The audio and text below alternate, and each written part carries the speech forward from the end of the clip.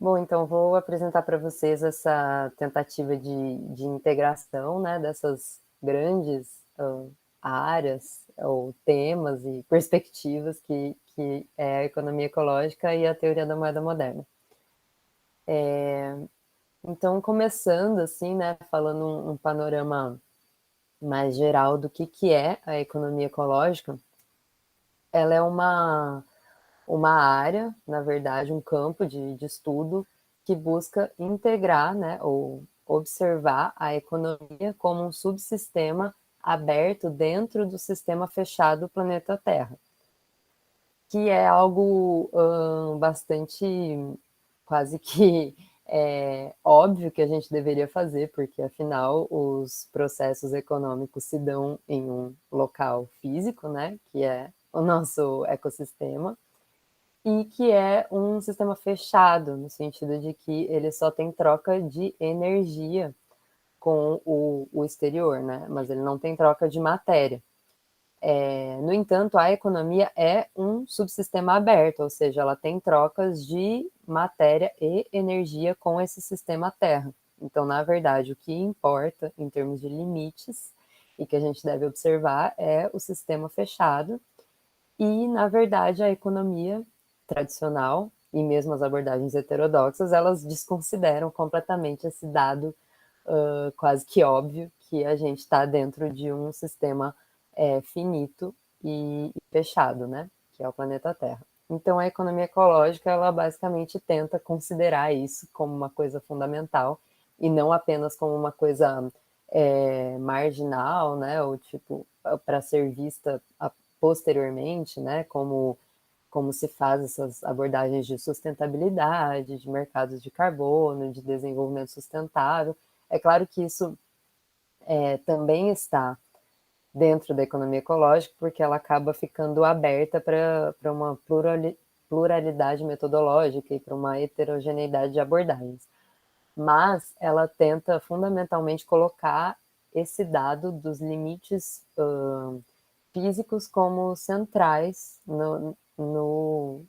nessa abordagem interdisciplinar, e não meramente como uma coisa residual, né?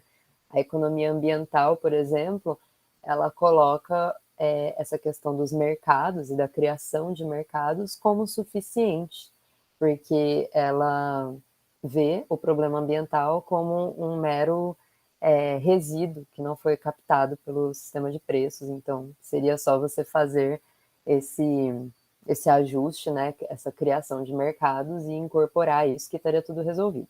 E a economia ecológica não. Muito embora, né, por esse pluralismo e essa abertura muito grande que ela dá para diversas abordagens, que é uma crítica que eu tenho à economia ecológica, ela acaba ficando, sim, bastante vulnerável ou bastante aberta a abordagens da economia neoclássica e até a essa interlocução ou, às vezes, essa, essa não definição muito bem delimitada com a economia ambiental. Mas os princípios dela são, em tese, críticos a esse tratamento que a economia tradicional e neoclássica dá ao meio ambiente. Então, ela tenta fazer essa abordagem integrada e considerar os processos biogeofísicos da Terra, os limites ecológicos e os fluxos metabólicos do processo econômico no planeta Terra e nos ecossistemas. Então, como eu já disse, né, é um campo de estudos interdisciplinar e heterogêneo que está aberto ao pluralismo. Ele não adota uma posição conclusiva a respeito do crescimento econômico, embora, lá nos seus princípios, o crescimento econômico ele é, sim, um problema central, justamente porque se observa que a Terra tem esses limites definidos. Então, o crescimento econômico que não está observando esses limites, é lógico que ele é um problema, porque ele está desconsiderando como que esses fluxos metabólicos da economia vão afetar os ecossistemas. No entanto, como não existe essa posição conclusiva, a economia ecológica fica um pouco aberta a esse otimismo tecnológico que a gente vê totalmente abarcado na economia ambiental, por exemplo, nessa perspectiva de crescimento verde, desse desenvolvimento sustentável mais senso comum, que na verdade está totalmente baseado no otimismo tecnológico, quando ele imagina que, enfim, a tecnologia vai ser a bala de prata que no fim vai nos salvar da catástrofe ambiental, e a gente está meramente assim continuando as coisas e fazendo melhorias marginais e aguardando essas grandes tecnologias que vão nos salvar da nossa própria catástrofe e extinção, né? E aí dentro desse todo da economia ecológica, que é bem abrangente, eu me encontro mais na perspectiva do decrescimento, que daí já vai ser bastante crítica a esse otimismo tecnológico genérico, justamente fundado nas evidências, né? Porque todas as evidências nos levam a crer exatamente no oposto, né? De que enfim, todo o maior otimismo possível e todas as perspectivas mais, enfim, mais abertas a realmente possibilidades tecnológicas novas, mais utópicas possíveis, mesmo assim, elas não dariam conta dos desafios ambientais que a gente tem que enfrentar. Então, a perspectiva do decrescimento, ela é, ela dá isso como certo, né, de que na verdade a gente tem que mudar as coisas de uma maneira muito mais fundamental e a gente tem que atacar centralmente o problema do crescimento econômico. Justamente porque a gente não tem evidência nenhuma, a gente nunca teve nenhuma evidência de que é possível o tal do descolamento, que é uma hipótese muito afeita ao otimismo tecnológico, né? Que é essa ideia de que é possível a gente crescer diminuindo a utilização de recursos e a emissão de gases de efeito estufa e enfim, dejetos na biosfera, né? Então, essa é a hipótese do descolamento, e aí essa perspectiva do decrescimento, bem como a ecologia marxista, que já é outra escola, elas vão convergir em relação a essa impossibilidade da hipótese de descolamento, e é por isso que ambas vão focar na necessidade de superar, na verdade, os impulsos ao crescimento que advêm do capitalismo. Então, eu estudo autores do decrescimento, que na sua maioria são anticapitalistas, mas não necessariamente, só que estão todos indo contra essa hipótese de crescimento verde, e também estudo autores da ecologia marxista, que é a perspectiva com a qual eu mais me alinho, né, num sentido mais total, mas eu acho que o decrescimento ele tem bastante a contribuir nesse debate, e, enfim, mesmo pensando também em algumas possibilidades de políticas públicas mais reformistas ou mais imediatas, eu acho que são abordagens convergentes e que podem se complementar. E o decrescimento, eu coloquei aqui, né, que ele é uma expressão guarda-chuva e que pode abarcar diversos significados. Então, ele pode estar se referindo tanto a experiências militantes e ativistas de prefiguração de novas sociedades, que é algo que a gente fala muito até no anarquismo, né? Essa ideia de vivenciar realmente o que seria sociedades pós-crescimentistas, né, que não dependessem de crescimento econômico, assim como ele pode se referir também a perspectivas teóricas, né, e abordagens teóricas e macroeconômicas do que é um sistema econômico sem crescimento, e ele pode também estar se referindo a uma noção mais fechada e mais prática do que é a redução planejada da produção em uma dada economia sem perda de bem-estar. Então, normalmente, quando as pessoas, no geral, escutam decrescimento, elas vão pensar nessa noção mais imediata e palpável, né, que é realmente decrescer a economia. Mas essa palavra, na verdade, ela tem esses outros significados, que são esse conjunto de experiências militantes, uma perspectiva teórica de superação da dependência do crescimento, para além dessa noção mais concreta, né, de redução da produção. E aí é muito importante que, mesmo quando a gente fala nessa perspectiva, a redução da produção ela é feita por design, né? Que é o que o pessoal do decrescimento gosta de falar. Uma redução por design e não por desastre. Porque como essa perspectiva vê como inevitável que em algum momento a gente tenha que reduzir o nossos processos produtivos, os nossos fluxos metabólicos, isso, em algum momento, se a gente não mudar nada, vai acontecer por desastre. Então, eles dizem que é o decrescer por design e não por desastre. Essa é uma premissa do decrescimento. Então, aí partindo dessas abordagens, majoritariamente da ecologia marxista e do decrescimento dentro da economia ecológica, eu gosto de focar bastante nessa questão do impulso ao crescimento capitalista e também dos imperativos de crescimento que são colocados pelo capitalismo. É lógico que são duas coisas atreladas, mas eu vou tentar destrinchar um pouco elas para ver por que eu acho importante falar dessas duas coisas. Então, a ecologia marxista vai mostrar como que os capitalistas sempre vão direcionar toda a economia ao crescimento contínuo, porque no âmbito individual eles objetivam a acumulação, né? Então, eles vão buscar aumentos de produtividade, de intensidade e de eficiência para justamente direcionar todo o capital liberado para outras frentes de acumulação.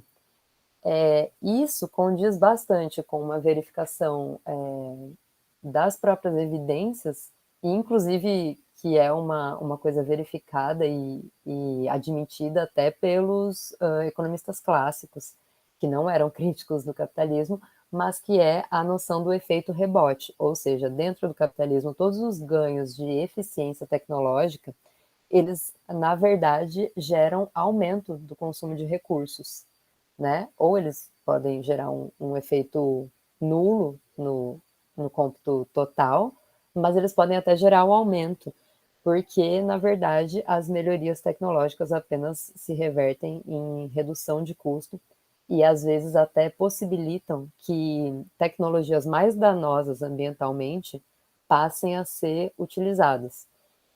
Então, às vezes, por exemplo, cavar muito fundo num poço de petróleo antes era uma coisa impossível em termos de custo, porque era uma tecnologia muito difícil, muito cara. E as melhorias tecnológicas dentro do capitalismo, como elas visam diminuição de custo e acúmulo, na verdade, elas não estão visando melhorias tecnológicas no sentido ambiental. Muito pelo contrário, diversas melhorias tecnológicas possibilitaram mais danos ambientais no sentido de que elas liberaram recursos e diminuíram custos para provocar, né, esses danos. E, além disso, os capitalistas também, além da questão do aumento de produtividade, eficiência e intensidade no processo produtivo, eles também impulsionam, isso é evidenciado também ao longo da história, né? Eles impulsionam perenemente acordos com governos para despejar produtos que muitas vezes são danosos ou elaborar processos produtivos também danosos, ou, enfim, acabar com o licenciamento ambiental, tudo isso que a gente vê, né, acontecer, mas eles historicamente impulsionam esses acordos, estão o tempo inteiro em acordo com os governos e também impulsionam a obsolescência programada de diversas formas, né?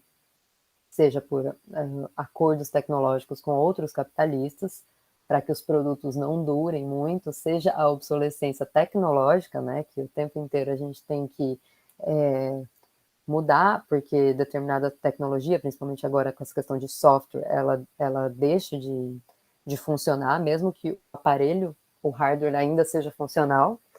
E também a gente tem uma obsolescência psicológica, né, que é impulsionada pela moda, pela propaganda. Isso é um fator central de impulsionar a acumulação e o crescimento capitalista. E, por sua vez, os imperativos de crescimento, e daí o impulso ao crescimento ele é muito analisado, né, numa perspectiva macro, que deriva da vontade, né, do desejo e da necessidade individual dos capitalistas. Ele é analisado pela ecologia marxista, e aí os imperativos de crescimento, que guardam correlação total com isso, mas eles estão olhando por outra ótica, eles são muito analisados pela economia ecológica e principalmente por essa vertente do decrescimento, né, por essa perspectiva do decrescimento. Então, os imperativos de crescimento, eu coloquei aqui uma definição do que eu entendo que seja, eles são características econômicas e sociais institucionalizadas que acabam penalizando os trabalhadores e o conjunto da sociedade caso esse impulso capitalista à acumulação não se efetue. Então, a gente vê, né, que mesmo nos períodos de crise, por exemplo, quando você tem baixa de crescimento econômico, os lucros e a acumulação capitalista, eles, no máximo, diminuem um pouco na sua taxa de crescimento, mas eles não têm prejuízo. Por outro lado, os trabalhadores, sim, ficam desempregados, passam fome, etc. Então, são mecanismos, né, e enfim, instituições e mesmo padrões sociais e arquiteturas econômicas para que toda a sociedade necessite de crescimento, satisfazendo esse desejo de acumulação individual dos capitalistas. Caso você não tenha crescimento, quem é penalizado, na verdade, são os trabalhadores. Só que essa busca por crescimento, que as políticas públicas acabam empenhando e os próprios economistas críticos do capitalismo, heterodoxos, acabam se esforçando em atingir, na verdade, essa busca por crescimento ela é um problema ambiental, ela é o problema central ambiental, né, e ecológico que a gente tem. Então, eu coloquei aqui alguns exemplos de imperativos de crescimento, que seria os dois grandes exemplos que eu consigo pensar, que são as grandes amarras dos trabalhadores da sociedade a essa necessidade de crescimento. Então, o trabalho como mercadoria, justamente porque o trabalho, como ele é, na verdade, a força de trabalho é a única coisa que a maioria das pessoas pode vender, né, para satisfazer suas necessidades básicas, ela é mercantilizada nesse sistema e os trabalhadores estão totalmente alijados das decisões sobre processos produtivos, sobre o que vai ser produzido, sobre de que forma vai ser produzido, em qual quantidade, né? Então não é uma decisão coletiva. E isso acarreta diversos problemas ambientais já por esse apartamento das decisões de produção, mas principalmente porque o trabalho comodificado dessa forma, ele é a variável de ajuste da acumulação capitalista. Então, depois eu vou explicar isso mais minuciosamente, mas o trabalho ele acaba sendo a grande chantagem, né, dos capitalistas para com os trabalhadores. Você vê, por exemplo, o emprego, na verdade, né? E isso é impulsionado pela mídia e pelas próprias pessoas que sabem que necessitam dos capitalistas para minimamente sobreviver nesse sistema. Então você vê às vezes grandes desastres ambientais, como o provocado pela Samarco, por exemplo, e nos dias seguintes já tinha os próprios trabalhadores com um movimento um movimento que era Somos Todos Samarco, justamente tentando proteger a empresa, porque eles sabiam que a própria vida deles, na verdade, estaria em risco muito mais do que o lucro dos donos da empresa, né? Então, o trabalho como mercadoria, ele acaba sendo um imperativo de crescimento, porque quando a economia não cresce, os capitalistas vão ajustar a sua diminuição de crescimento da taxa de lucro no emprego, né? E na renda, no salário dos trabalhadores. E o segundo imperativo de crescimento é o dinheiro criado por meio de crédito privado. Então, na verdade, existe, né, uma discussão um pouco mais matemática e teórica e mais recente dentro da economia ecológica, se o dinheiro criado com base em dívida e juros realmente seria um imperativo de crescimento. E depois eu coloco aí para vocês também as referências de artigos que tratam dessa questão. Mas a conclusão geral é que o dinheiro, da forma como ele é criado, ele atualmente, né, que é majoritariamente descentralizado por meio de bancos privados, ele é sim um imperativo de crescimento e ele está historicamente atrelado com o desenvolvimento do próprio capitalismo, né? O sistema bancário e as dívidas com os juros da forma moderna, né? E a comodificação também, né, desse tipo de dívida que se tornou o próprio dinheiro, ele está historicamente atrelado com a generalização dos mercados e o desenvolvimento do sistema capitalista, e inerentemente atrelado à acumulação. Então, depois também vou entrar um pouco mais nesse ponto. Mas esses são os dois grandes exemplos de imperativos de crescimento. E por que eu acho particularmente importante estudar imperativos de crescimento? Porque no momento em que as teorias heterodoxas negligenciam limites ecológicos, né? Ou seja, mesmo as teorias críticas do capitalismo, reformistas ou revolucionários, elas negligenciam essa questão ecológica e que o sistema econômico está dentro do sistema fechado do planeta, as políticas acabam não questionando esses imperativos de crescimento e respondendo aos problemas sociais, de desemprego, de falta de renda, de fome, etc., e também, de forma bem paradoxal, aos próprios problemas ambientais, com a resposta única do aumento do crescimento. Ou seja, inclusive os problemas ambientais, as pessoas tendem a responder com mais investimento em tecnologia ambiental, mais investimento em transição energética, energias renováveis, hidrelétricas e carros elétricos, etc. E isso, na verdade, só está despejando mais água no moinho da acumulação capitalista, que é, na verdade, o nosso principal problema ambiental. Então, só que isso ocorre justamente porque essas teorias não precisam questionar esses imperativos, porque elas nem estão considerando essa questão dos limites. Então, na verdade, você foca em questões sociais e acaba respondendo às questões sociais justamente da forma como o capitalismo quer. Você impulsiona a acumulação para poder receber mais emprego como uma benesse dos capitalistas, na verdade.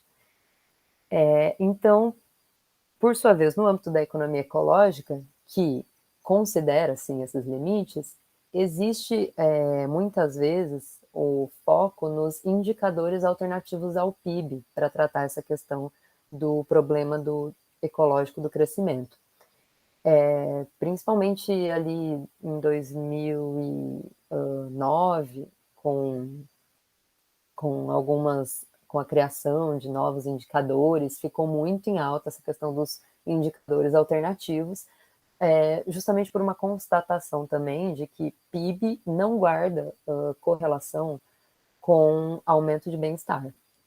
Então, isso é uma evidência que a economia ecológica já traz em diversos estudos, né? É lógico que você tem ali uma correlação nos níveis mais baixos de renda, mas, na verdade, o PIB, ele é uma medida de produção. Então, você pode estar produzindo equipamentos de guerra, você pode estar produzindo mais antidepressivos, você pode estar produzindo equipamentos que vão limpar uma mancha de óleo no oceano e, na verdade, a sociedade ela está totalmente perdendo bem-estar, uma sociedade disfuncional, só que o PIB pode estar aumentando porque ele é basicamente uma medida de produção, nada além disso. Então, como a economia ecológica bate muito nessa tecla de que PIB não significa bem-estar, surgiram aí diversos indicadores alternativos ao PIB para tentar, de fato, mensurar bem-estar. Só que, a meu ver, existem algumas abordagens que colocam a busca do crescimento do PIB como o problema em si, mas não veem que, na verdade, essa busca ela está atrelada a essa chantagem capitalista dos imperativos de crescimento. Então, não adianta, é claro que esses indicadores eles são muito úteis para a gente mensurar, né, o que de fato está acontecendo com o bem-estar, mas ele não é a raiz do problema, não significa, não tem como somente pedir para que as políticas públicas, né, os órgãos de Estado, os economistas passem a olhar para esses indicadores e elaborem políticas públicas em cima deles, se a gente não mudar estruturalmente essas questões que nos atrelam ao crescimento econômico, à necessidade de crescimento econômico. E também existe mais recentemente, daí, nos últimos 10 anos, um desenvolvimento de uma macroeconomia ecológica. Justamente porque, como eu falei para vocês, a economia ecológica ela estava muito aberta a pluralismos, então ela nunca conseguiu se desenvolver muito nessa questão de modelos, de ter realmente uma teoria macro consistente, e isso vem sendo tentado nos últimos anos com uma aproximação muito maior dessas abordagens pós-keynesianas, principalmente, com a economia ecológica. Acontece que existem alguns problemas que estão ocorrendo nessa integração, que é justamente as abordagens pós-keynesianas e principalmente essa noção de moeda endógena, né, de dinheiro moderno, que é criado com lastro em dívida, né, que é um dinheiro fiduciário, né, uma moeda fiduciária. Essa noção ela vem sendo incorporada, sim, pelos economistas ecológicos e os parâmetros de macroeconomia pós-keynesianos estão sendo incorporados nos modelos ecológicos. No entanto, o inverso não ocorre. Por exemplo, todas as elaborações ecológicas, de fato, e essas evidências que a economia ecológica vem consolidando já desde os anos 80, não são muito absorvidas pelos economistas pós-keynesianos heterodoxos.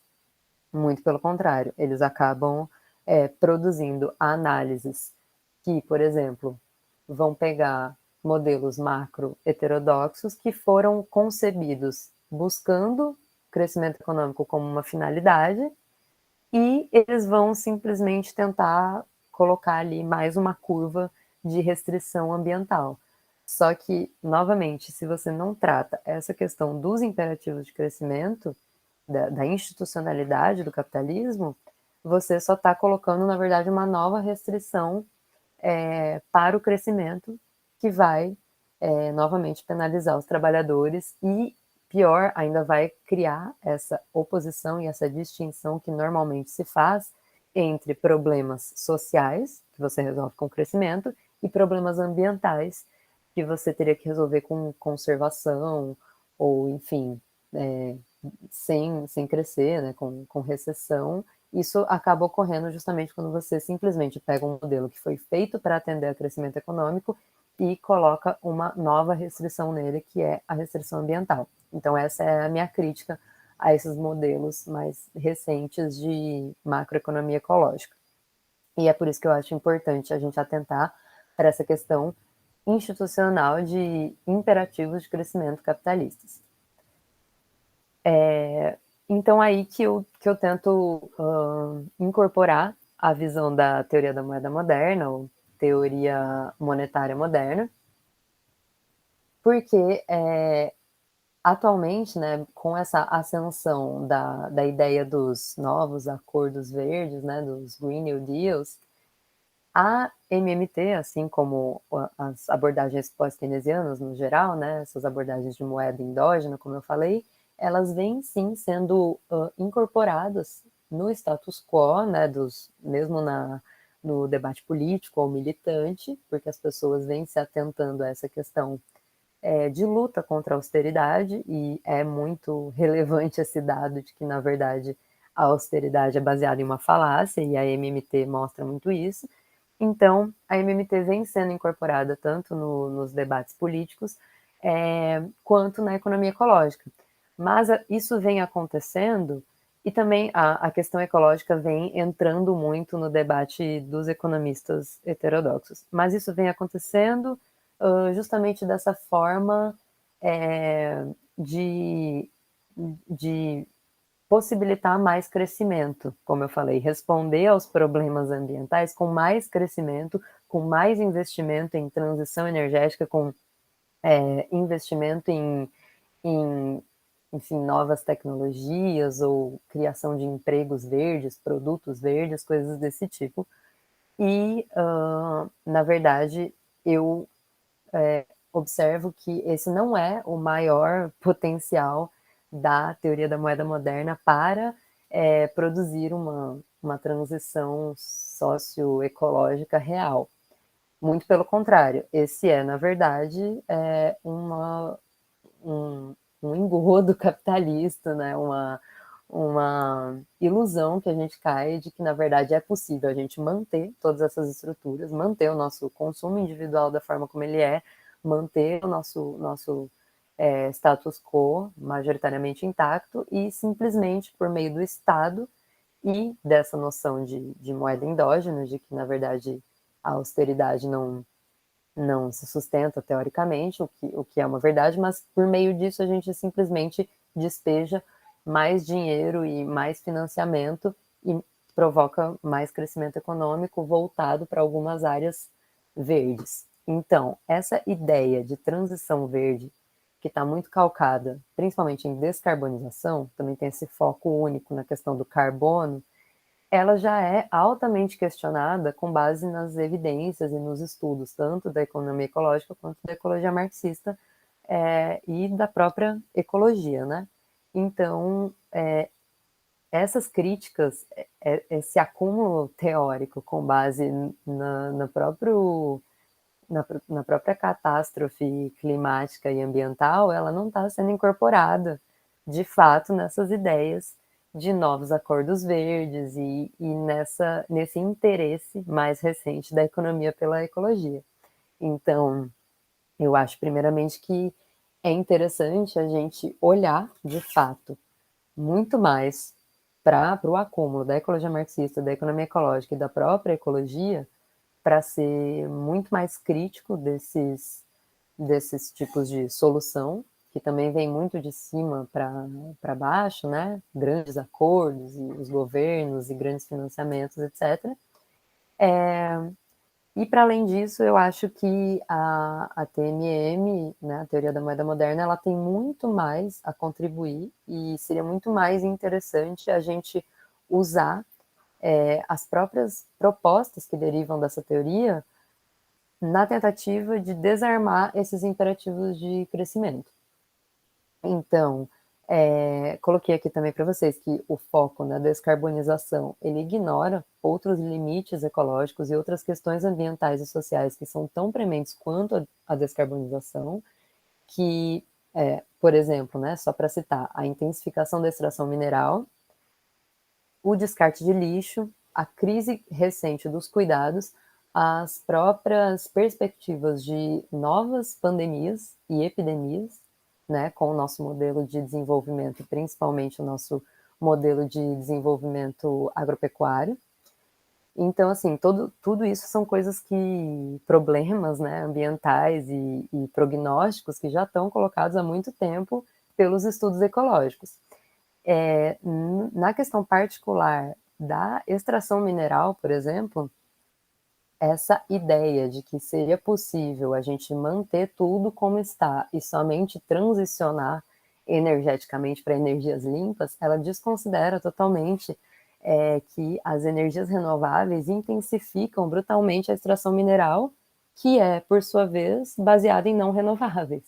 Né? Então, por exemplo, painéis solares, torres eólicas, tudo isso, além de ter menor eficiência energética do que as fontes fósseis, então de precisar de mais insumos energéticos para produzir a mesma quantidade de energia no final, ela também está baseada em mais recursos minerais. E a própria mineração, ela necessita muitas vezes de combustíveis fósseis para se efetivar. Então, as coisas não podem ser analisadas de forma descolada. A intensificação da extração mineral provoca problemas gigantescos, tanto sociais quanto ambientais, principalmente no sul global. Então, toda essa corrida atual por minérios, né, por expandir fronteiras de mineração, minerar em terras indígenas, minerar em locais onde não se podia antigamente, né, flexibilizar a legislação ambiental em torno disso, tudo isso já vem dessa corrida da extração mineral que deriva da ideia de descarbonização e transição energética. Então vejam como que a gente tem que analisar o todo. Para além disso, se a gente focar somente em painéis solares, carros elétricos, esse tipo de coisa, a gente não sabe nem como a gente vai descartar esse tipo de material que também é tóxico e que também vai nos ocasionar um problema no futuro. Então, assim, não existe solução que não passe justamente por uma revisão dos nossos modos de vida, da nossa coletividade, da construção das cidades, das leis com relação à produção, obsolescência programada, da noção de suficiência, né, de interromper um pouco esse circuito de consumismo, etc. Então, eu acredito que algumas propostas da MMT podem atuar muito mais nesse sentido, visando uma transição socioecológica verdadeira, né? Então, esse foco, né, nos novos acordos verdes, como eu falei, ele está perdendo de vista, a meu ver, um grande potencial da MMT. E duas grandes propostas que eu elenco aqui, que são as que eu venho pesquisando atualmente, são justamente a proposta do Programa de Garantia de Empregos e a da estatização da criação da moeda. Então, por um lado, porque o Programa de Garantia de Empregos ele atacaria aquele imperativo de crescimento inicial que eu coloquei para vocês, que era do trabalho enquanto mercadoria. E a estatização da criação da moeda atacaria o outro imperativo de crescimento, que é o da criação de dinheiro ou de moeda de forma descentralizada e privatizada. Então, com relação ao pleno emprego, né, e as políticas atuais que a gente tem de pleno emprego, né, as políticas heterodoxas, keynesianas. Eu coloquei aqui uma citação de um artigo meu que eu trato disso, que eu coloquei nas referências também, que é importante para a gente entender melhor esse imperativo de crescimento. Então, tanto Marx quanto Keynes, eles notaram que a superprodução ela é um fenômeno que está restrito à economia monetária. Ou seja, uma economia de trocas diretas, né, ela não tem superprodução justamente porque você produz para trocar, ou você tem e troca imediatamente, e é a introdução do dinheiro que permite que você retire de circulação e acumule, né, para trocar depois. E isso acaba gerando problemas de casamento entre demanda e oferta, porque os economistas clássicos liberais vão sempre se apoiar na lei de C, que diria que a oferta cria sua própria demanda para argumentar que essas coisas vão estar sempre em equivalência e refutar que existem crises de superprodução. No entanto, o Marx vai apontar que essa lei só se verifica na economia de trocas diretas, onde não há intermédio do dinheiro, e o dinheiro ele possibilita a poupança, ou seja, parte da renda que foi produzida num momento inicial, ela é retirada de circulação no momento posterior, por conta da poupança e da acumulação, e isso, depois o Keynes vai perscrutar mais, né, vai focar mais nessa questão, ele diagnostica o problema do desemprego involuntário como derivado da insuficiência de demanda agregada, que ocorre justamente por essa retirada do dinheiro de circulação no momento seguinte. Ou seja, no momento inicial você produziu uma determinada quantidade, distribuiu essa renda é em parte retirada de circulação pelos capitalistas e isso vai ocasionar uma insuficiência de demanda agregada no momento seguinte. Ou seja, vai existir um hiato entre a demanda de consumo e o produto que foi produzido. Esse ato ele poderia ser preenchido justamente por demanda de investimentos, que deriva dos capitalistas que retiraram essa porção. Mas isso não vai ocorrer, ou seja, os investimentos não vão preencher esse ato que levaria a demanda a equivaler à oferta, justamente porque os capitalistas eles olham para esse ato e eles projetam, com base na teoria da demanda efetiva, de que eles não vão realizar os lucros. Então é por isso que eles não investem e esse ato ele tende a ficar cada vez maior, caso não o Estado não interfira, e é daí que derivam as recomendações tradicionais de política keynesiana, né? Que é o Estado, na verdade, que tem que preencher esse ato, mas como que ele preenche? Ele incentiva, né? Ele demanda, e aí ele sinaliza para os capitalistas que eles vão sim realizar os seus lucros. Ou seja, o Estado ele garante o pleno emprego como um efeito secundário ou um efeito colateral da garantia de lucro para os capitalistas.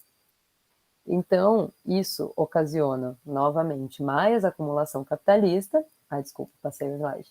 Isso ocasiona mais acumulação capitalista e, novamente, mais problemas ambientais. Então, ao passo em que os economistas keynesianos, né, as políticas heterodoxas, elas conseguem, de certa forma, resolver esse problema da insuficiência de demanda que penaliza os trabalhadores, eles conseguem resolver socialmente, eles impulsionam a acumulação capitalista e provocam, ou não deixam de, ou não resolvem problemas ambientais.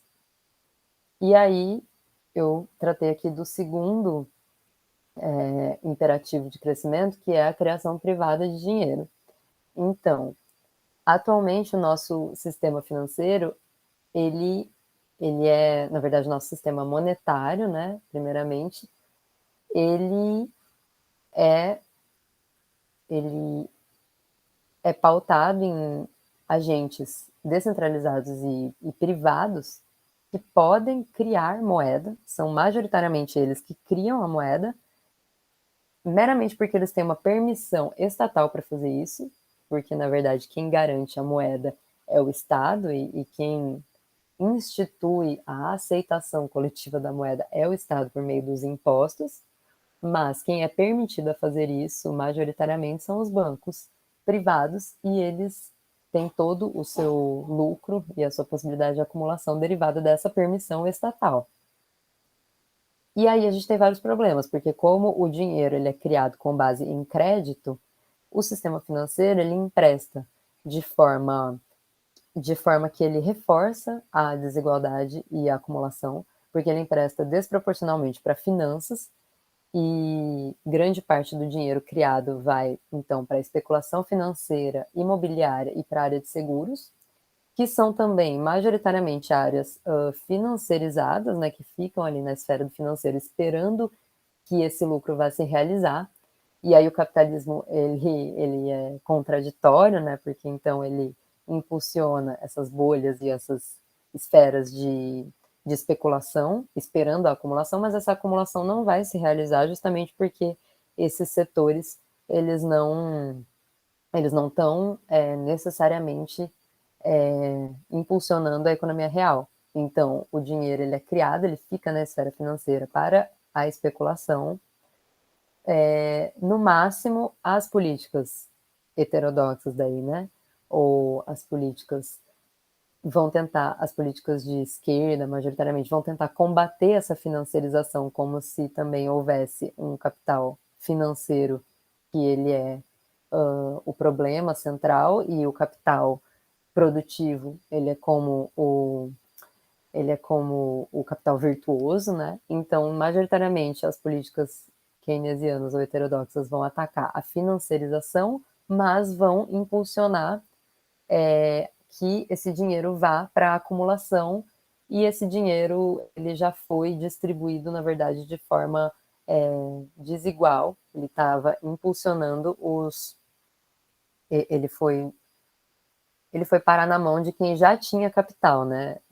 Aí os trabalhadores eles vão acessar o dinheiro com juros muito maiores, então o dinheiro ele é criado impulsionando o rentismo, ainda que você combata essa financiarização, você vai combater parte dela e vai reverter ela para investimentos capitalistas que vão ser decididos de forma também apartada dos trabalhadores, né? Porque a gente tem aquele apartamento inicial dos meios de produção e das decisões de produção.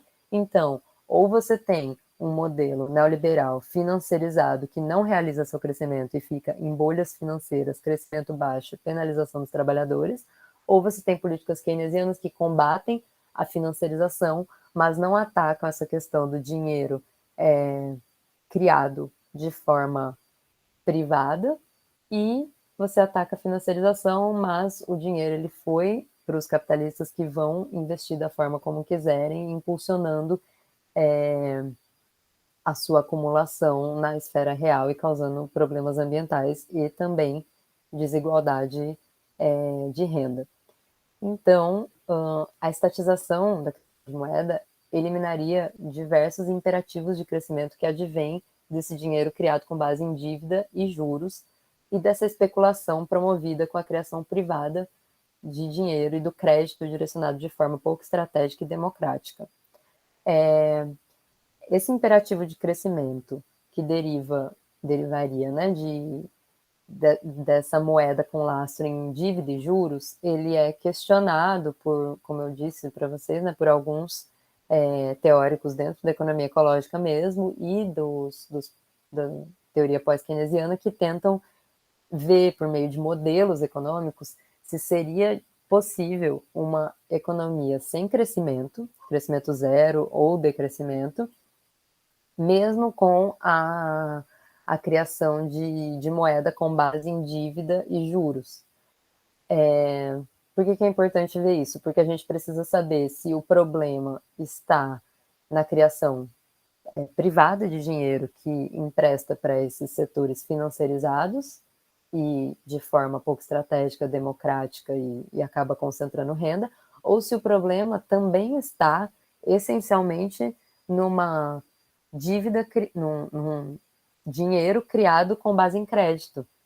Porque intuitivamente a gente pensaria que se o dinheiro ele é criado do nada, porque ele é assim que ocorre, né? Ele é criado do nada por meio dos bancos, na hora que eles emprestam, só que se eles querem aquele empréstimo de volta com juros, intuitivamente a gente pensaria que você emprestou no tempo 1 um valor X e você vai requerer, né, que aquela pessoa te pague de volta com X mais Y%, isso teria que aumentar o bolo total de dinheiro, então isso seria um imperativo de crescimento que se enfim, ou geraria crises, porque se você não provê o crescimento necessário para pagar esse dinheiro de volta, você gera crises de pagamento de dívida, ou você teria que impulsionar o crescimento da economia real, e aí causando um problema ecológico, justamente para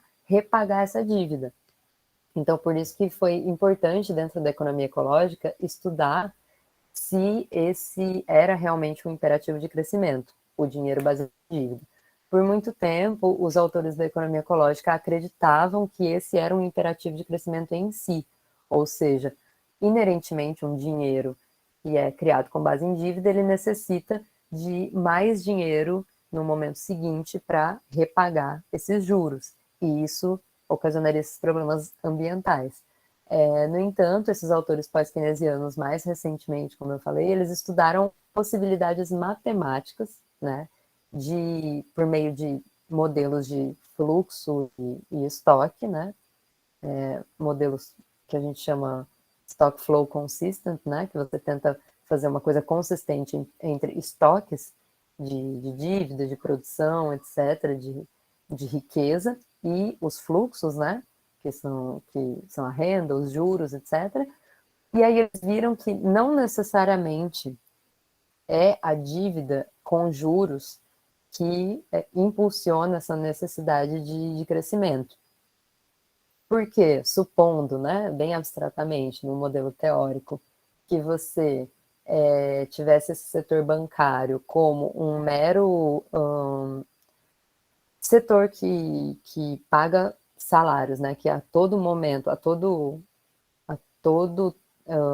tempo de análise, ele vai distribuir todo o lucro dele para os seus funcionários, isso seria apenas mais um setor da economia que estaria criando dinheiro enquanto um serviço, depois ele recebe esse dinheiro com lucro, mas ele distribui aquilo para os seus funcionários, que nesse mesmo momento vão repagar suas próprias dívidas ou investir e consumir na economia em outros serviços e produtos. Então,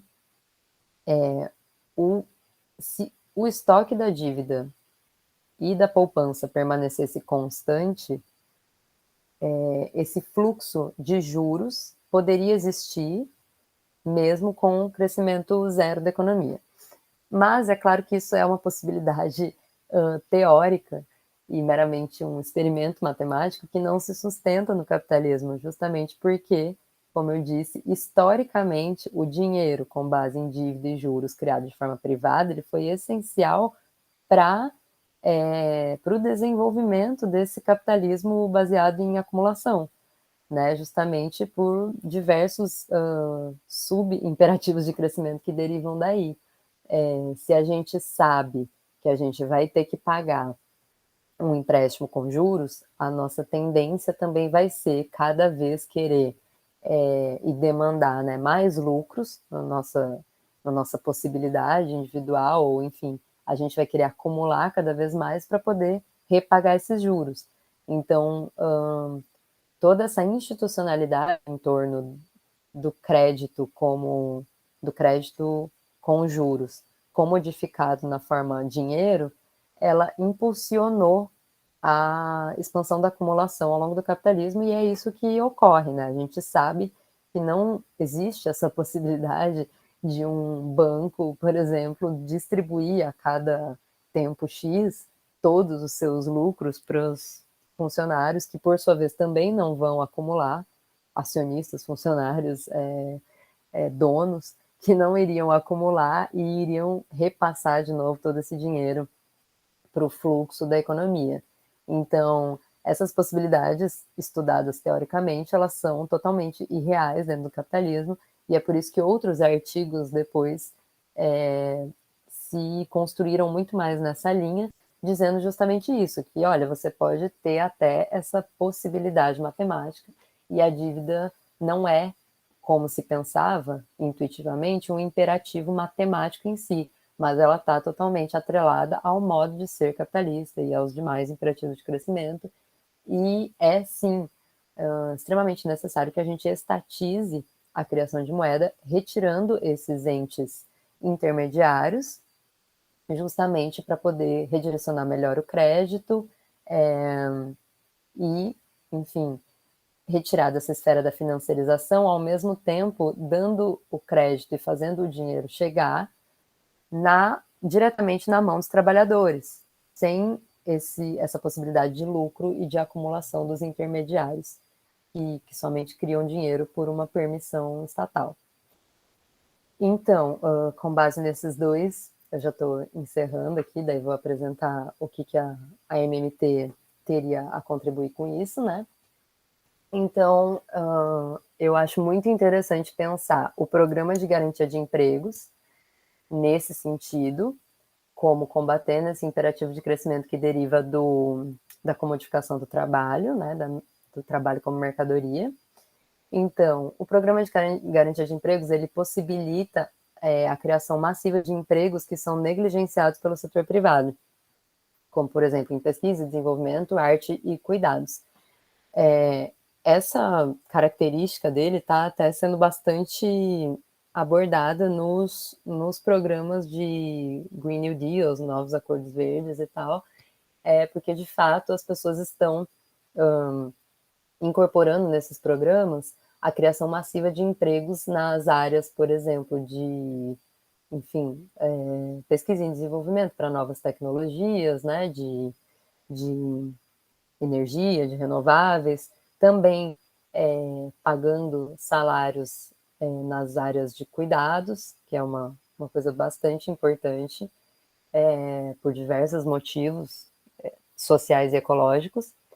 E então isso está sendo incorporado nos novos acordos verdes, né?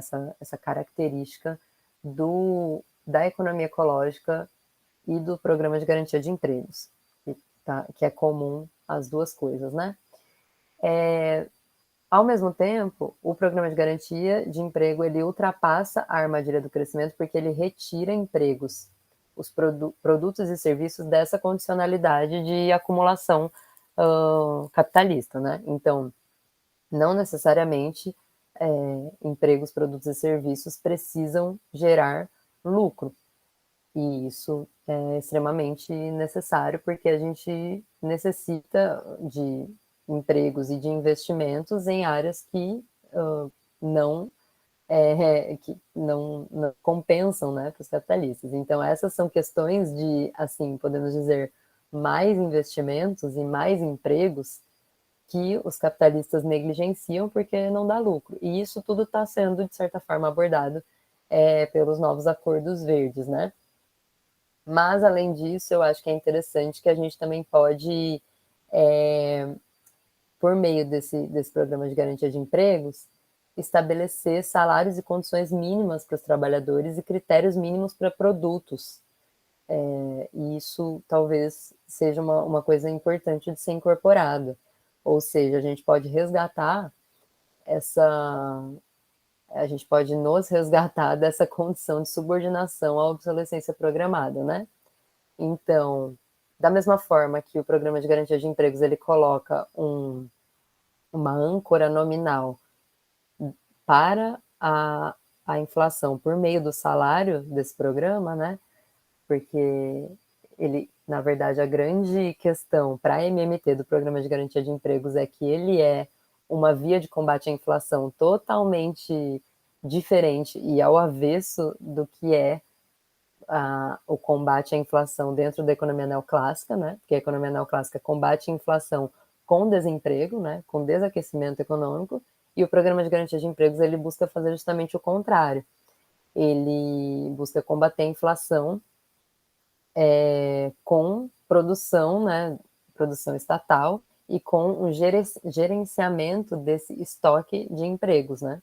Então, em momentos que as pessoas estão desempregadas, ele puxa as pessoas da renda, né? Então ele vai ajustar, né, provocar mais inflação, provocando mais atividade econômica, porque ele vai puxar as pessoas para o programa e vai estabelecer uma renda para elas, né? Ao mesmo tempo, quando a economia está aquecida, ele vai, as pessoas que estão no programa de garantia de empregos vão migrar para esses outros ramos da economia, do setor privado, que estiverem demandando. E com isso você faz um estoque que é capaz de combater a inflação por meio dos empregos, né? E não do desemprego. É uma subversão da lógica neoclássica. E além disso, você tem a âncora nominal, que é o salário daí. Então, para além disso, você pode também, além de ter essa condição, essa âncora para os salários, que é uma âncora nominal para preços, você pode também ter uma condição mínima de produtos e processos produtivos, que vai ser estabelecida por esse programa. Então, os trabalhadores não vão ter que aceitar qualquer coisa ou qualquer tipo de processo produtivo que for oferecido pelo setor privado, se eles tiverem condições melhores, né, e produtos melhores também para consumir, que forem produzidos por esse programa. Da mesma forma, né, o programa ele busca que os setores da sociedade, das comunidades, determinem quais produtos e serviços são necessários. Então, você reivindica novamente esse controle ou essa democratização da produção e do que vai ser produzido e de que forma, e do que vai ser ofertado, e também você possibilita acesso, né? Você mantém, isso é um ponto central de toda a MMT, né? Que você tem que manter serviços públicos universais, então os próprios trabalhadores vão estar direcionados para serviços públicos também, que tem que ser viabilizados para a população. Então, nada disso tem a mediação do crescimento e da necessidade de jogar água nesse moinho da acumulação capitalista para talvez receber de volta alguns empregos e um aumento eventual de renda para os trabalhadores, né? Porque essa é uma promessa que a gente recebe dos capitalistas. Na verdade, a gente dá lucro para eles e acredita que em algum momento dali vai vir maior renda ou maior ocupação dos trabalhadores e às vezes nem isso acontece, né? Então, o programa de garantia de empregos ele ataca diretamente a questão dos empregos e do processo produtivo. Ele é uma retomada possível, né, da democratização da produção, ao invés de ser uma política keynesiana que vai insuflar a acumulação visando um efeito secundário de empregos. Então, aqui eu coloquei uma questão que é bastante importante também e que difere dos economistas heterodoxos e que a gente pode incorporar, então, essa questão que vem bastante da economia ecológica, da economia feminista e da questão do decrescimento no programa de garantia de empregos, que é a possibilidade de investir em setores de baixa produtividade e altamente intensivos em trabalho. Então, setores esses que, assim como a economia de cuidados, que são extremamente positivos para o bem-estar social, são necessários para a reprodução social e são, historicamente, também atrelados a baixo impacto ambiental.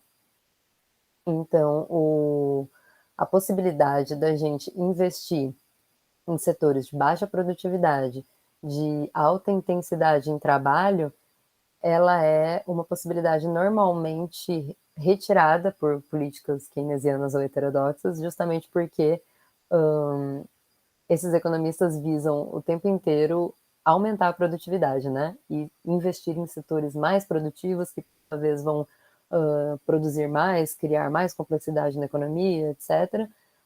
Claro que você tem as questões de dependência externa que sim, você tem que superar e é necessário, extremamente necessário que a gente invista em setores de alta tecnologia, de maior complexidade, mas a gente tem também que investir em setores de baixa produtividade e alta intensidade em trabalho, que normalmente são negligenciados justamente porque eles podem ocasionar um decrescimento até do PIB. Mas esse decrescimento ele viria com uma garantia de empregos e com aumento de bem-estar social. E para além disso, né, se a gente definir produtividade como tempo de trabalho empregado na produção, diminuir isso significa justamente diminuir a exploração e possivelmente a alienação do trabalho, né? Então a gente tem também a oportunidade com o programa de garantia de empregos de concretizar a, a luta que já é de longa data dos trabalhadores de todos os sindicatos, né, ao redor do mundo, de diminuição da jornada de trabalho ou de diminuição da intensidade do trabalho, né? Isso é justamente diminuir a produtividade em termos econômicos. Então a gente tem também essas incongruências ou essas contradições dentro das políticas econômicas, normalmente colocadas pela heterodoxia, que a gente pode resolver com um programa de garantia de empregos.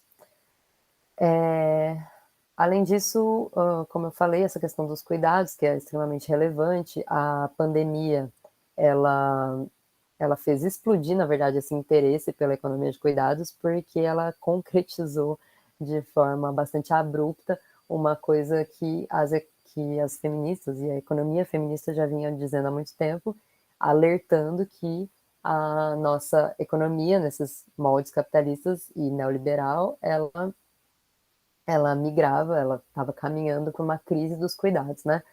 Porque ao mesmo tempo você tem mudanças demográficas, envelhecimento da população, esse aumento de epidemias, né, pandemias, questões que você precisa de cuidados intensivos, né, você precisa de pessoas cuidando e ao mesmo tempo as pessoas têm cada vez menos tempo, menos interesse e menos habilidade nos cuidados, né?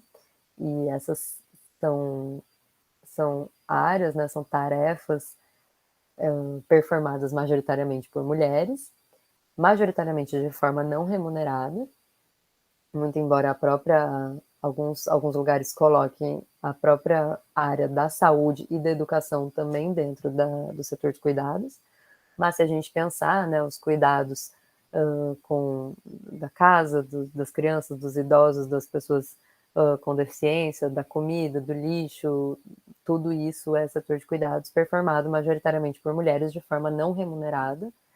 É um setor que ele é inerentemente relacional, ou seja, ele depende do tempo despendido, né? Então ele também não pode passar por aumentos de produtividade, porque isso significaria perder a própria qualidade desse serviço, que depende de tempo, então, e de vínculo, né, entre as pessoas.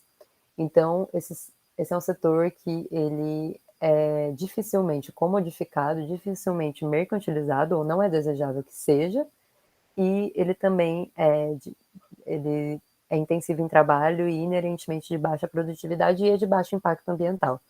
E é por isso que é tão importante investir nele, por todas essas questões que que vão totalmente na contramão do que as políticas tradicionais de impulsão da demanda agregada e da complexidade econômica gostariam de investir, né? Então, essa é a minha primeira é o primeiro potencial que eu vejo, grande potencial da MMT com relação a uma transição socioecológica, é o Programa de Garantia de Empregos. E o segundo, que é a questão da estatização e democratização da criação de moeda, seria essa proposta de justamente você eliminar o intermediário, então você cria contas diretamente no Banco Central, que vão estar nos nomes das pessoas físicas e jurídicas, e você cria moeda diretamente por meio de programas de transferência de renda, compras governamentais e pagamento de salários do governo. Então você concedendo crédito diretamente também, né? Então você elimina essa criação privada e atravessada por intermediários que vão acumular com essa função predominantemente, fundamentalmente pública, né? Então você retoma o caráter público do dinheiro e da criação de moeda. Então, ele, como eu disse, né, seria criado exclusivamente por meio de gasto público, distribuído diretamente na conta das pessoas, de forma direcionada e estratégica. Os créditos concedidos também é muito importante que eles estejam atrelados a objetivos socioambientais, né? E não mais condicionados a uma avaliação totalmente privatizada, descentralizada e voltada ao lucro, do que é o que os bancos fazem normalmente na hora de conceder crédito, né?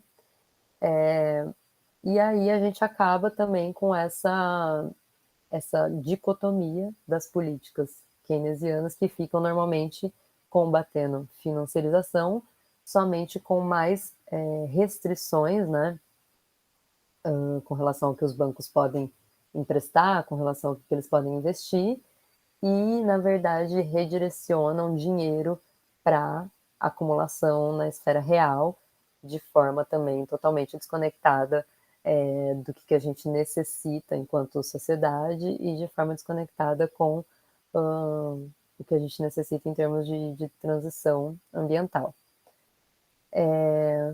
Então, essas acho que são as duas grandes propostas que derivam da MMT, mas que também são abordadas já por pessoas de dentro da economia ecológica e de outras iniciativas, inclusive iniciativas militantes, né? Principalmente essa questão da estatização da criação de moeda, e que eu acho que elas atacam muito melhor os problemas reais que a gente tem do que simplesmente mais investimentos verdes, até porque isso é uma noção bastante frágil enfim, com poucas evidências também de que isso nos levaria a algum lugar muito diferente do que o que a gente está hoje. E aqui coloquei as referências para vocês, mas enfim, tem muitas outras que eu acho interessantes e que a gente pode dialogar, posso passar para vocês depois, e é isso. Estou aberta agora para as perguntas. Muito obrigada. Inclusive, o pessoal da MMT gosta até de dizer, né, que eles são os que mais se preocupam com a inflação, porque o pessoal é acusado de inflacionista, né, e eles dizem que, na verdade, são eles que se preocupam com a inflação, porque eles estão justamente sempre preocupados com os recursos reais da economia, né? Então, tem um estudo recente que foi feito pelo IFFD, que é um instituto onde eu estou filiada agora, né? Que é o Instituto de Finanças Funcionais para o Desenvolvimento. E a primeira nota técnica, assim que o instituto foi formado, foi justamente sobre o programa de garantia de empregos. Então, eles tentam estruturar justamente como que seria esse etapismo, né?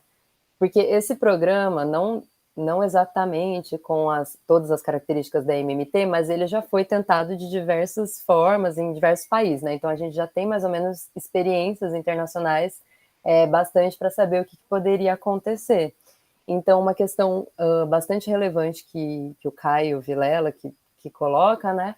Ele estuda bastante isso, é justamente essa questão das etapas. Porque o programa, ele inicialmente, ele seria voltado para o setor, na verdade, para as pessoas que estão em maior necessidade, né? Então, as pessoas que estão mais ali desesperadas na nossa sociedade com necessidades básicas, e essas pessoas normalmente estão ganhando nada ou estão ganhando muito pouco. Então, a ideia é que o programa, pelo menos no início, ele seja bem com salário, na verdade, bem baixo. É claro que é um salário digno, no sentido de que a gente vai estabelecer aos poucos um parâmetro mínimo social, mas ele vai começar justamente com esse setor de baixa produtividade, das pessoas que estão quase sem renda. E aí, aos poucos, esses setores mais estratégicos, né, de alta complexidade e desenvolvimento tecnológico, setores onde as pessoas às vezes performam, como eu falei, né, questões sociais muito relevantes, mas não recebem nada. E aí, é claro, eu mesma me preocupo com essa questão da inflação, porque eu também penso nisso, né? Essa questão do decrescimento, de você investir em setores de baixa produtividade, que não estão recebendo nada atualmente, como o setor de cuidados, mas essas pessoas vão daí gerar demanda, né? elas vão ter os seus desejos de demanda de consumo, que são muitas vezes por produtos, enfim, produtos físicos, né? Então, como que a gente faz esse descolamento, esse decrescimento, sendo que você está pagando por serviços que são, sim, de baixa produtividade, baixo impacto, mas as pessoas vão ter demandas, que daí podem ser por produtos de alto impacto ecológico até. Então, é uma questão que a gente tem que casar muito bem. Mas o pessoal, eles sempre falam dessa necessidade na MMT o tempo inteiro, de você olhar para os recursos reais, de você fazer um estudo real do que as pessoas consomem, de para qual setor você está dando dinheiro e qual que é o padrão de consumo daquele setor, para você, pelo próprio programa e planejamento estatal, poder já se antecipar ao que vai vir de demanda, né? Então, o próprio programa, por que ele faz uma regulação da inflação? Tanto pelo estoque de emprego, mas porque ele também produz, né? Ele produz serviços, produz produtos. Então, a ideia é você, mais ou menos, casar. O que é a crítica que eles fazem, por exemplo, é que a gente teve esse aumento inicial inflacionário com o auxílio emergencial, por exemplo. E aí o pessoal falando assim, auxílio emergencial causou inflação. Tipo, não foi o auxílio que causou inflação, foi a demanda reprimida das pessoas que, de repente, puderam ter dinheiro para satisfazer suas necessidades. Então, se eles estivessem, de fato, preocupados com a inflação, eles estariam fazendo esse tipo de coisa, observando antes, olha, a gente vai dar dinheiro para essas pessoas, qual que é o padrão de consumo das pessoas, né, que vão receber o auxílio emergencial. E aí você se anteciparia, por exemplo, com o programa de abastecimento de comida, que a gente não teve nenhum durante a pandemia, a inflação de alimentos e a destruição total da regulação de estoques da agricultura familiar, né, destruição dos programas de agricultura familiar todos. Então, eu acho que é possível, mas é muita coordenação. Coordenação acho que é a palavra-chave, né? Planejamento, coordenação e antecipação. Inclusive empregando, por exemplo, pessoas economistas, né? Enfim, pessoas saídas da faculdade ou precisando de estágio, justamente para fazer esse tipo de projeção para esse programa, né? Trabalhando no programa numa questão estratégica. Então, são esses os apontamentos, pelo menos, né? Dentro da economia ecológica e principalmente nos movimentos ecológicos do norte global, né? E dos movimentos ambientalistas do sul também, isso já está mais há muito tempo sendo falado, né? Essa questão que tu colocou da Marta Nussbaum, que é uma pessoa uma teórica, né, que fez essa matriz, por exemplo, de necessidades, né, de buscando essa questão da suficiência. Eu acho que essa palavra ela tem que começar a entrar também nos nossos debates econômicos, militantes, porque assim a gente tem que falar de suficiência e de bem-estar, né? E não simplesmente de produção. Mas isso ainda é muito, muito difícil. Por exemplo, né? Como eu falei, Green New Deal, todo esse foco nisso, ou mesmo as lutas ambientais, ou essa propaganda ambiental que se faz no norte global, muitas vezes ela é às custas da extração mineral aqui, né? Tem pessoas, tem teóricos e estudos que abrem a boca, né? Assim, falam com maior orgulho de dizer que existiu descolamento lá no norte global, descolamento aquele que eu falei, que eles conseguiram crescer diminuindo impacto ecológico. E eles não falam que todo esse impacto ecológico veio para cá, então eles não estão fazendo nem essa contabilização real, fiel. É uma coisa bastante desonesta. Então, essa questão da transição energética, eu estou batendo muito nesse ponto da mineração, porque nos afeta diretamente, né? Não adianta a gente ficar aplaudindo novos acordos verdes, sendo que todo o impacto da mineração vai vir para cá. Então, assim, tem um teórico que está com a gente também no IFFD, né, que é o Instituto de Finanças Funcionais, que é o Fadel Kaboub, ele é da faculdade de Denison, eu acho, nos Estados Unidos, não sei, mas ele fala muito dessa questão de uma reparação climática né, reparação colonial e climática. Para que a gente sabe, né, que o maior responsável por tudo isso de longe, isso a gente tem evidências, né, na questão do aquecimento global, das mudanças climáticas, foi, por exemplo, os Estados Unidos, né, de longe, e as outras nações ricas. Então, com essa questão da MMT, eles não têm que simplesmente ter uma fonte de financiamentos para o seu próprio acordo. Ah, meu filho apareceu aqui. Mas também reparar colonialmente e de maneira climática os países que eles prejudicaram ao longo desses anos.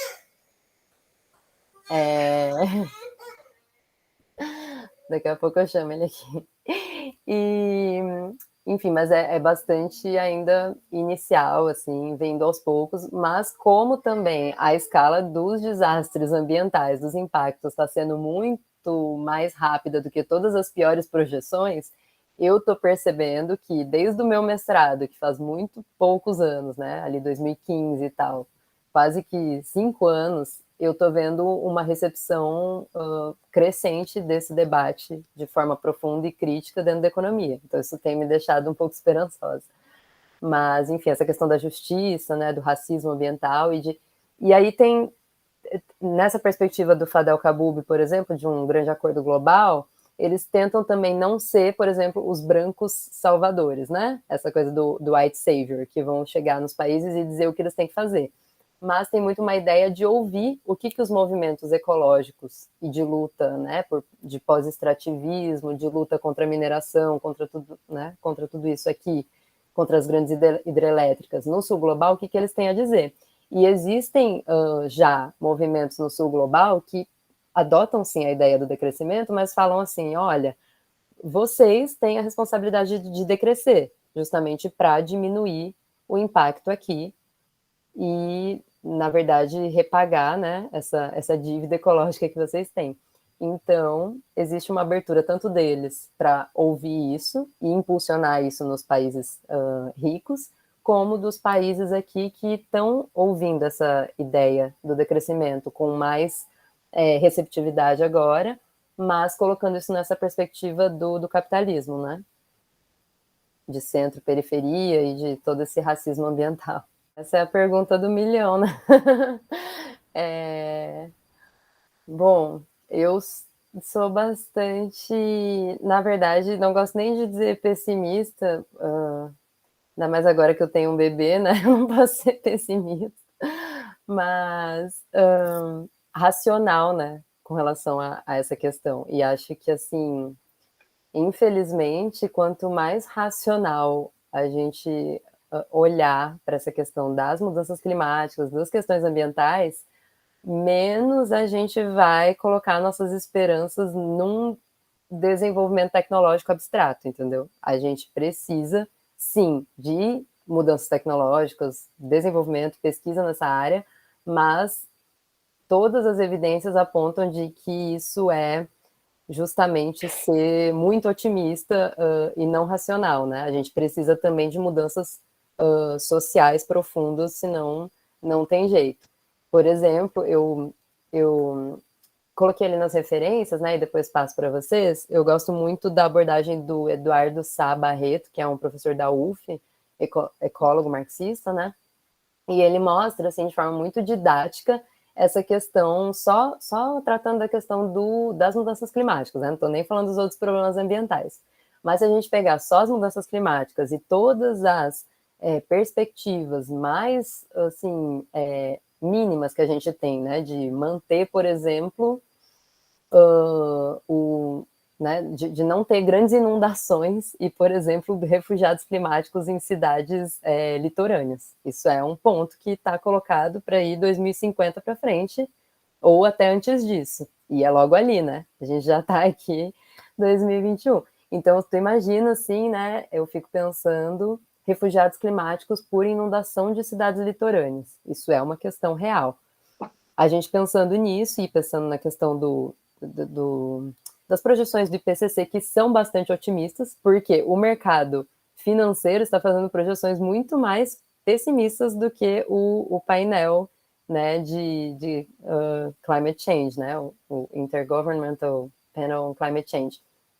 Eles estão fazendo projeções mais pessimistas justamente porque eles têm ativos imobiliários em jogo, né? Então, principalmente as seguradoras estão muito preocupadas e é por isso que a descarbonização está sendo tá com esse passo largo, né? E essa influência nos governos, porque eles estão preocupadíssimos. Agora você pensa, né? O Eduardo Sá Barreto, ele fala muito bem isso. A gente teve pela primeira vez, uma diminuição da emissão de gases de efeito estufa com a pandemia, que foi, dentro dos marcos capitalismo, do capitalismo, desses imperativos de crescimento que eu falei, foi uma catástrofe social. E a pandemia, ela conseguiu diminuir ali 8%, eu acho, das emissões de gases de efeito estufa. A gente precisaria de, por exemplo, 10 anos, uma pandemia por ano, diminuindo 8%, ou 10%, na verdade, que a gente precisaria a cada ano, durante 10 anos, e mesmo assim, ali, acho que em 2050, quando a gente precisaria ter, se eu não me engano, a emissão zero, né, a gente ainda precisaria retirar a gente precisaria inventar uma tecnologia para retirar da atmosfera tudo o que toda a biosfera retira hoje, né? Tudo o que toda a nossa massa de árvores, de plantas, de algas consegue retirar de carbono da atmosfera hoje. Se chegasse em 2050 com uma pandemia por ano, a gente ainda precisaria inventar uma tecnologia para mimetizar todas as árvores e, enfim, captadores de carbono do planeta para retirar mais, se eu não me engano, 5 gigatoneladas, eu não sei das medidas, mas enfim, é um número assombroso que a gente teria que desenvolver essa tecnologia basicamente para mimetizar toda a biosfera do planeta em termos de captação de carbono. Então, assim, é muito difícil pensar em decrescimento, em mudança social, sim, né? Porque o capitalismo, como já diria o Mark Fisher, né, que é um, um cara que escreveu um livro, ficou famoso recentemente, mas deixa ele vir aqui, que ele tá. Vem cá, filho. É mais fácil a gente pensar o fim do mundo do que o fim do capitalismo, né?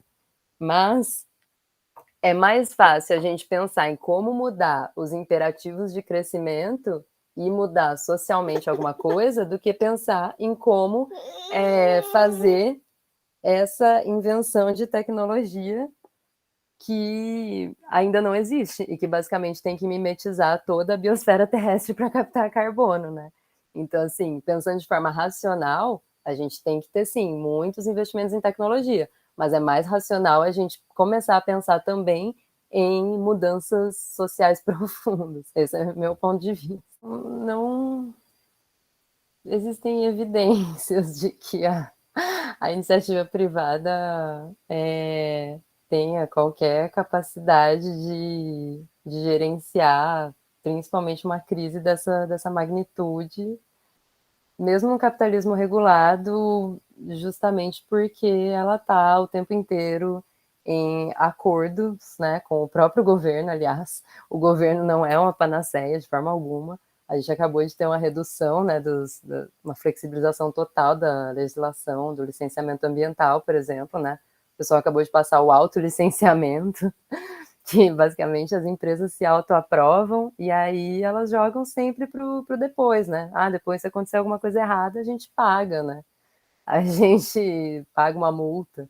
E isso tudo já está dentro das curvas de lucro, né? Então, eu acho que a gente já vem aí na verdade, da primeira, da Eco 92, mas mesmo antes disso, né? Desde o Limits to Growth, que já falava disso, e já era, na verdade, também um pedido capitalista, né? Porque o relatório do Limits to Growth, que tentava calcular os limites ao crescimento, era também por conta da questão da carbonização, da descarbonização, e era uma preocupação das grandes petroleiras e das grandes indústrias. E aí isso foi em 1972, e desde então a gente está tentando capitalismo regulado, desenvolvimento sustentável, crescimento verde, sustentabilidade empresarial. Eu trabalhei, né, com sustentabilidade empresarial e finanças sustentáveis. E basicamente é o que o pessoal chama de greenwashing, na minha opinião, que é o tal da propaganda verde, né? A Samarco e a Vale, depois de provocarem o desastre, né, em Mariana, elas fizeram uma nova companhia, que era a Renova Brasil, para supostamente dar conta das consequências ali, e na verdade para não serem responsabilizadas diretamente, tem todo um jogo também jurídico, porque a Renova ficou como uma empresa criada para dar conta disso, e elas ainda ganharam um prêmio de sustentabilidade. A Renova ganhou um prêmio como grande empresa, enfim, modelo de reparação ambiental, sendo que até hoje, né, eles seguem distribuindo bilhões para os acionistas e nem ouvem as famílias. E para te ter uma ideia, eu estudo muito essa questão da mineração também, e aí durante uma pesquisa eu entrei no site da Renova e estava dizendo ali que não há comprovação de que, na verdade, que a lama que foi despejada não era tóxica e que, enfim, ela estava dentro dos fatores de segurança, de toxicidade. E aí eu liguei para a Renova e eu falei, como vocês publicam isso, sendo que tem diversos estudos, inclusive, né, mensurando já os efeitos na saúde das pessoas, né? As pessoas já estão apresentando diversos efeitos de saúde, e sim por toxicidade da lama. E aí a Renova me respondeu oficialmente de que a lama tóxica não era responsabilidade deles, mas sim de outras minerações de outros anos anteriores que aconteceram e foram assoreando a lama tóxica embaixo do rio, e que, na verdade, o despejo da barragem deles simplesmente revolveu a lama que já era de outras minerações de décadas atrás. Então, eu acho que é assim que o setor privado trata as questões. A própria mineração, ela é um exemplo brutal disso. Tipo, eles vão ficar ali 20 anos com aquela mina, vão usurpar tudo que eles puderem, e depois a pilha de estéreis, a lama tóxica do fundo do rio, fica ali para quem chegar depois e para toda a sociedade, né? Então, assim, eu acho que a gente tem evidências o bastante de que capitalismo regulado nos trouxe até aqui, não está nos levando a lugar nenhum. Pelo contrário, estamos até tendo regressão, né, das poucas legislações ambientais que a gente tinha com governos neoliberais, fascistas. E, por outro lado, o Estado, né? O Estado não acho que é uma grande panaceia, acho que também fez belo monte. Eu sou totalmente crítica, por exemplo, né, ao empreendimento de um governo de esquerda que acabou concluindo uma obra que não conseguiu passar nem durante a ditadura, né, que eram as grandes hidrelétricas na Amazônia, a despeito de toda a movimentação das lutas ambientais, etc. Então, eu sou totalmente crítica, por exemplo, dos governos de esquerda e da atuação do Estado em prol de grandes hidrelétricas e grandes obras, no sentido de que eu não acho que o Estado seja nenhuma panaceia, mas a gente não tem possibilidade fora dele, né? Eu acho que assim, ele não é uma condição, ele não é uma condição suficiente, mas ele é necessária. Tipo, ele é necessário, ele é dentro dessa forma que a gente está instituído hoje, ele é a nossa instância de poder popular, né? Então, eu aposto na luta fora do Estado, na militância, na luta acadêmica também, né? Nisso aqui que eu estou falando hoje com vocês, isso é uma via de luta, e ao mesmo tempo na retomada do Estado na produção, mas que também de uma democratização do Estado, né? Porque só o Estado pelo Estado, ele também é cooptado pelos interesses privados que estão visando a acumulação. Então, eu acho que é tanto democratização e criação de poder popular e instrução das pessoas com relação a essas questões, e, por outra via, eu defendo totalmente que setores estratégicos, setores de recursos não renováveis, setores de exploração, de extração, extrativismo, têm que ser totalmente nacionalizados, não podem estar na mão do setor privado. E leis, né, leis que contra a obsolescência programada, leis que regulem a produção. Eu tenho um artigo sobre isso que eu vou deixar aqui também, que é sobre a falácia da soberania do consumidor. Porque eu acho que essa retomada da produção, ela é fundamental, porque no capitalismo a gente é relegado à condição de consumidores, né? Você cerceia as coisas pelo consumo, você escolhe, você tem essa democracia do consumo, se você não concordar, você não compra, e isso é uma falácia. Então, eu acho que essa retomada da produção, da democratização da produção, ela é central. Isso. Complexo, né? Eu sei. Questão chinesa é uma polêmica também, né? Eu, na verdade, assim, sou bastante crítica, né, com relação a essa ideia de que a China seria também um novo impulsionador de transição energética, ecológica, porque eu acho que não. Eu acho que, assim, não estão mudando essas questões que a gente falou, né? Não estão, de fato, mudando coisas profundas com relação ao modo de vida, né? Enfim, eu acho que são coisas fundamentais. Pelo contrário, né? Tudo ainda é muito impulsionado em crescimento, em consumo, e hoje eles estão com essa questão ecológica, energética muito em voga e sendo falado pela esquerda, porque ao passo em que eles cresceram muito rapidamente, né, e resolveram problemas sociais daquela forma que eu comentei, né, que a esquerda e a heterodoxia propõem a resposta a problemas sociais impulsionando o crescimento. Então fizeram isso de forma brilhante, mas daí começaram a ter no próprio território deles diversos problemas ambientais, né, muito sérios, principalmente nas cidades.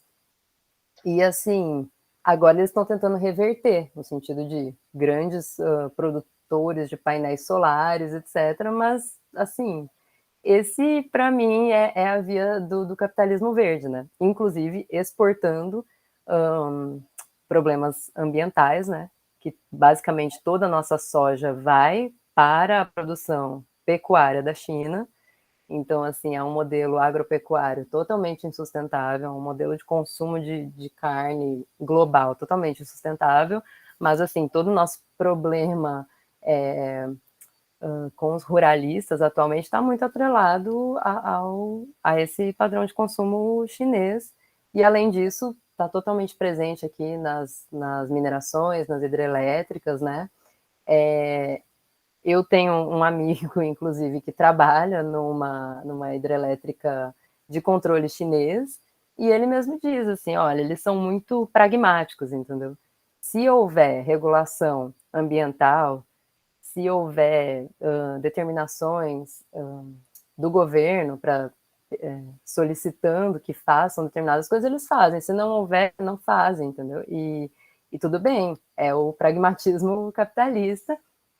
E eu acho que, assim, dentro do seu território, na questão social, a gente realmente tem que invejar, porque eles conseguiram, mesmo eu não achando que é um governo socialista ou comunista, mas eles conseguiram estabelecer outras relações de produção e conseguiram colocar diversos tipos, na verdade, de propriedade privada, né, mas que também tem propriedade comunal, tem propriedade estatal, tem uma mistura ali, e eles conseguiram, de fato, coibir o poder político dos capitalistas, né? Mesmo sem coibir o poder econômico, mas eles conseguiram controlar o poder político, e isso eu acho que já é uma grande vitória, e é por isso que eles conseguem fazer tantas coisas. Mas eu acho que na questão ambiental, eles ainda estão também na ilusão do otimismo tecnológico e, na verdade, da ideia de que grandes montantes de investimento vai salvar, né? Salvar eles e salvar a humanidade da nossa extinção. Então, não sei se... Eles fazem frente com relação ao dólar, né? Essa questão monetária, tem toda essa questão geopolítica também. Não sei se era isso que tu estava te referindo, mas eu acho que eles são uma grande potência. Eles têm possibilidades reais, né? Justamente por isso que tu falou, por toda essa base que eles conseguiram, né? Agora tirar tantas pessoas da pobreza também. Mas eu não acho que seja a via pela qual eles estão indo, entendeu? Acho que eles estão indo pela via do crescimento verde. Existem algumas iniciativas, eu ouvi dizer, não sei se é mito também, porque a gente ouve tanto mito de lá, mas no sentido de coibir esse culto à acumulação. Isso eu achei interessante.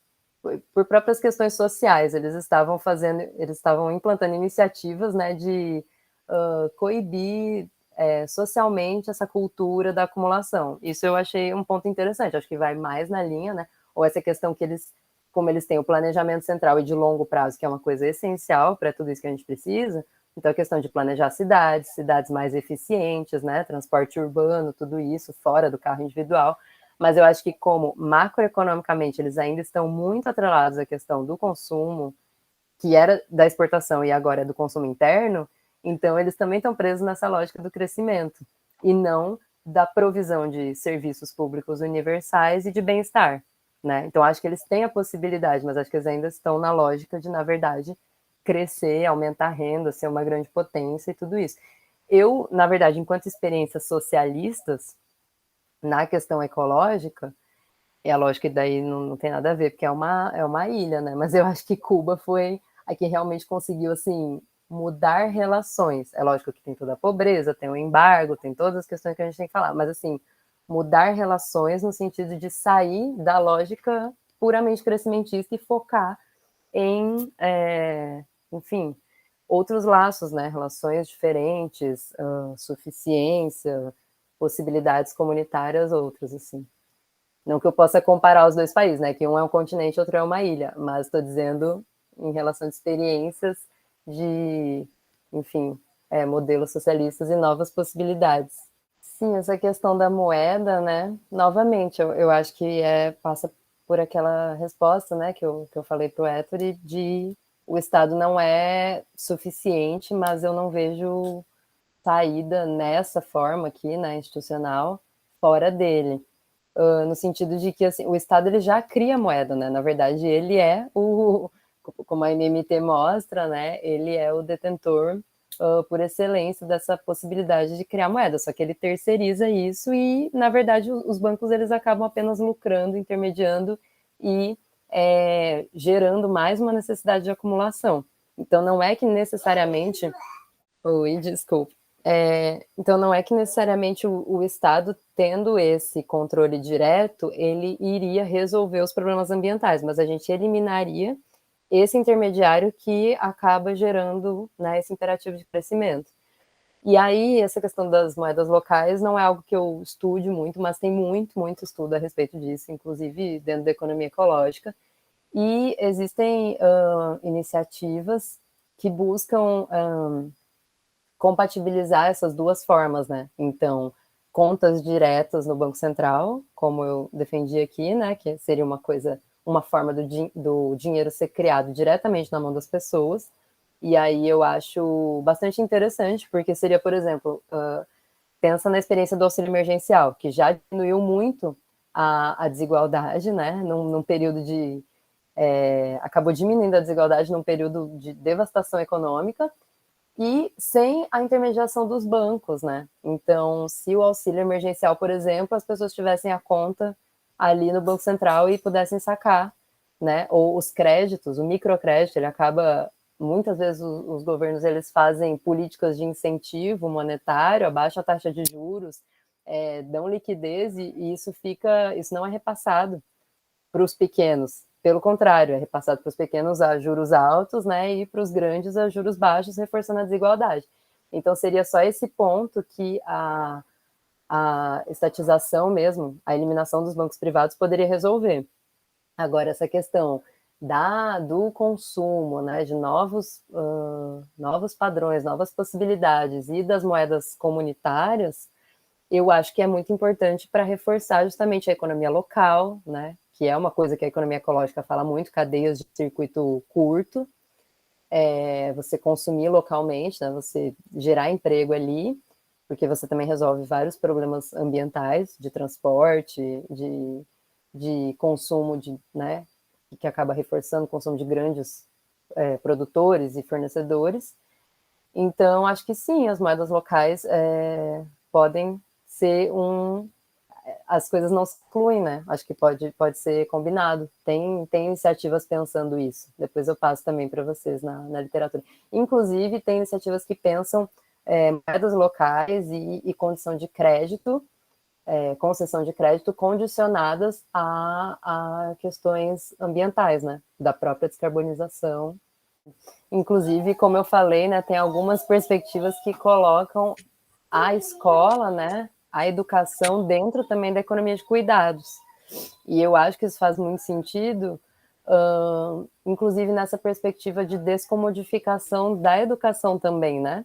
Porque a educação vem sendo aí uberizada, né? Vem sendo privatizada e uberizada, justamente com base nessa falácia da austeridade. Então, a MMT tem total possibilidade de rebater esse ponto, né? E, na verdade, prover educação pública, gratuita, de qualidade para todos.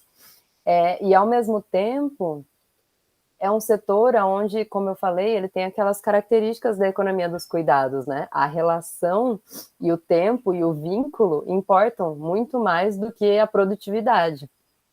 Então, eu acho que esse é um ponto muito importante, que a gente está sucateando os professores, a gente está privatizando e alijando as pessoas que não têm dinheiro, e ao mesmo tempo os professores estão sucateados e estão ali, às vezes, precisando cumprir horas porque estão uberizados, então eles estão sendo colocados nesse moinho da produtividade para o crescimento.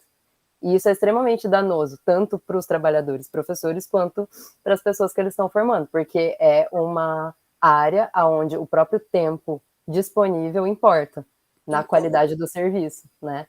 Então, ele não pode ser relegado à produtividade, ao lucro. Então, eu acho que tratar, talvez, a educação como estando dentro desse setor de cuidados e colocando essa prioridade para que o setor público invista, mesmo com perda de lucros, né? Porque isso é uma questão, mesmo com perda de produtividade, com decrescimento econômico, mesmo assim, ele tem que criar dinheiro, porque ele cria dinheiro todo momento que ele gasta, então ele tem que criar dinheiro e investir nessa área, possibilitando perda de produtividade, inclusive.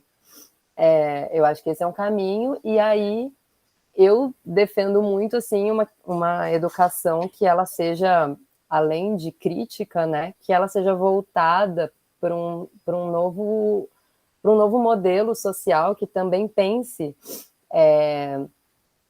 novas configurações, né, no sentido de que as coisas que a gente aprende, eu sempre fui muito crítica disso, eu acho que elas estão totalmente equivocadas, né? A gente aprende a ter uma profissão, né? Tipo, até hoje você não sabe aonde colocar o seu lixo, você não sabe como separar o lixo reciclável, você não sabe o que são as plantas, você não sabe como plantar, coisas que deveriam ser porque isso também tem a ver com a questão dos cuidados, né? Tem, As pessoas elas não estão preocupadas. E isso tem a ver com o fetiche da mercadoria, né? Que o Marx já dizia. As pessoas não estão preocupadas de onde que vem o produto e para onde que vai o lixo. Isso é um problema central para a economia ecológica. E isso é cuidado, né? O autocuidado é cuidado, o cuidado da casa é cuidado indireto, o cuidado da comida é cuidado indireto. Então, eu acho que isso são coisas que, tanto como tu falou, né, o trabalhador da educação e o setor de educação, ele tem que ser olhado como um setor de cuidados e, ao mesmo tempo, ele tem que educar as pessoas para valorizarem os cuidados.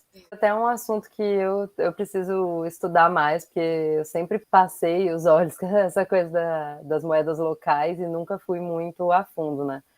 Eu acho que elas são instrumentos totalmente relevantes e podem ser muito positivos, mas eu acho que talvez isso tem que ser combinado com outras questões, né? Porque, por exemplo, não adianta, sei lá, você fazer moeda ali local, mas você implantar um pacote de austeridade federal, como está sendo colocado nos estados e municípios, né?